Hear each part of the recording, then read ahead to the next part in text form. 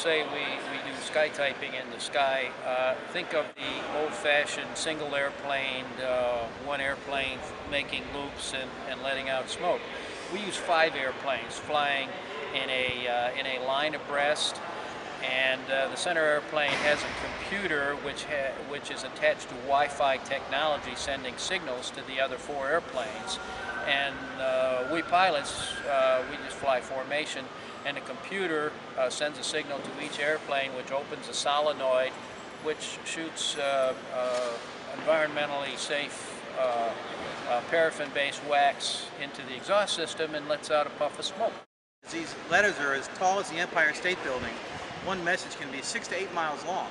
We work about 17 times faster than a single skywriter, which some of us already skywrite also, but when we put sky typing down, we get messages a lot bigger. You can see them for 15 miles around, and if it's really clear, you can see them for 400 miles, square miles.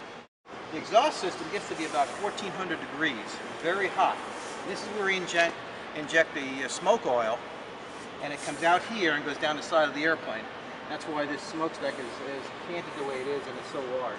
We also put up messages for anyone who's willing to pay the freight. For instance, I think this year we put up more wedding proposals than I recall of any other year. Yeah. What did we put up, 3 so far? So far this year. So far they've been reportedly all successful.